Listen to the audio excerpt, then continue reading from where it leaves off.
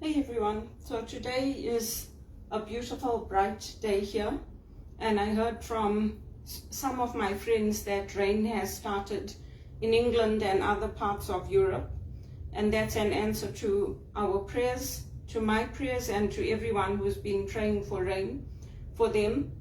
I do hope the rain continues and that the dams fill up. It's good to know, and that's a blessing that I can count. I also posted some of my music and reflections for Elvis Presley. Today's the day of his funeral.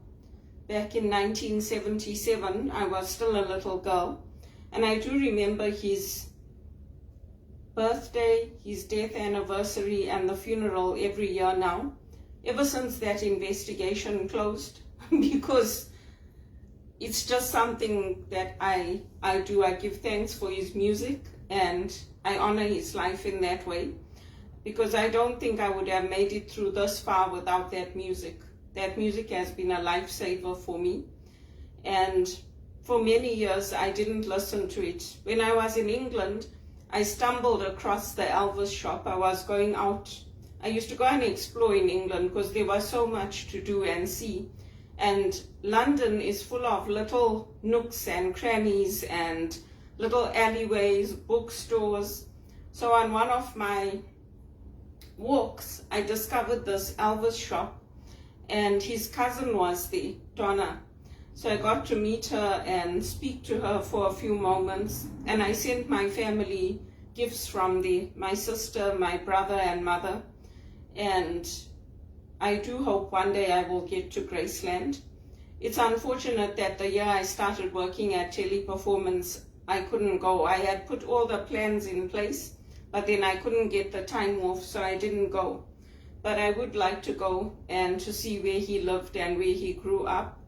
And it's just a reminder that despite the evil that comes against us in life, evil managers, evil systems, I mean, even the things that the US government was doing at the time were evil.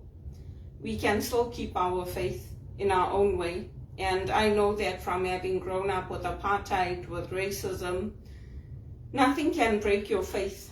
Nothing can break your faith unless you choose to turn away. You choose not to go to church. You choose not to receive the Eucharist. Then you allow that corruption into your soul. But as long as you keep choosing faith, as long as you keep choosing hope, as long as you keep choosing life, Satan can't destroy it. So I wanted to share that for today. And for those of you who are following me, I hope you will honor him in some way. I don't have any more candles, and because I'm on a tight budget, I didn't buy any this year. But I kept the vigil with my lamp, and I continue to remember him and to remember that he is with us through his music, through his song, and his spirit lives on in each of us, just like the Christ spirit lives on in each of us. It's the faith that keeps us strong and that keeps us determined. For me, it's over 3 years I've been at home or not at full-time work and a full-time salary and employment. So that's my focus. I have some courses today to take and online learning. And then I continue with my job searches. I'm trying to keep my resume relevant and up to date. And I'm trying to just stay focused on finding that next opportunity, that next gig. Because it's a gig economy now. There's very few permanent jobs. So people take contracts, people take the work that we can get. And I hope that my spiritual director work will be blessed and take off, that I'll get paid clients. And the retreat work, everything I do online is the same work the church does. The only thing I can't do is to perform the consecration of the host. I can do everything else in the church and help in the church. So I'm doing everything I can. I did a lot of work in HR within operations. So when I started out at TD and I worked in the business, I used to do all the surveys. At the end of the year, I used to meet with the employees for my manager. He was a managing director, and I used to get their feedback on what they saw working, what they felt could be improved, and feedback on the salaries, what they were being paid. I used to also help with recruitment and getting the right people into the right jobs. I worked as a partner to the HR business partners, and I helped to track all the leaves of absence, the vacations, the head count. I did a lot of HR work within the business in operations, and I helped to track and deliver HR projects within banking. I did that for BMO, for RBC, IT projects, working as a coordinator on multi-billion-dollar projects for them. And HSBC as well, I was working with teams in Europe as well as in Western Canada. They were reporting into me, and I had to track the deliverables for the senior directors and make sure that they relayed things, they communicated things so that the executive would get the right information. I did research for them. So all of those skills are still valuable and they're still relevant for today.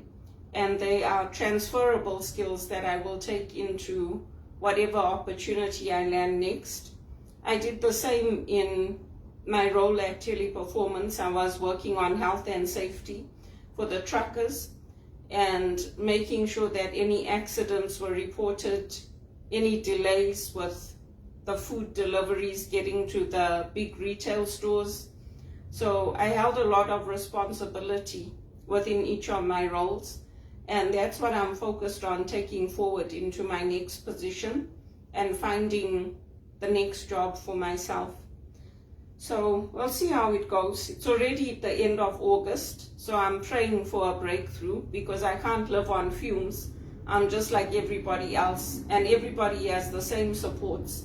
Whether you are in Zimbabwe or South Africa or Canada or America, everyone has the same supports now. Even when we were growing up, we had access to psychologists, to psychiatrists, to medical care, to bursaries, to going to study.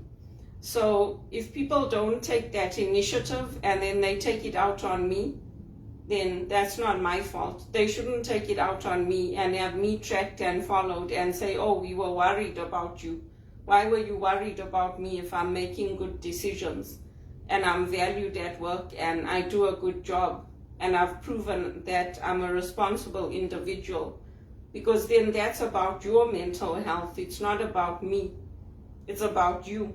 And you need to take responsibility and get the support that you need, because it's not fair to drag me down because you are worried about me and you don't see what a good person I am. You don't see that I'm capable of holding a job.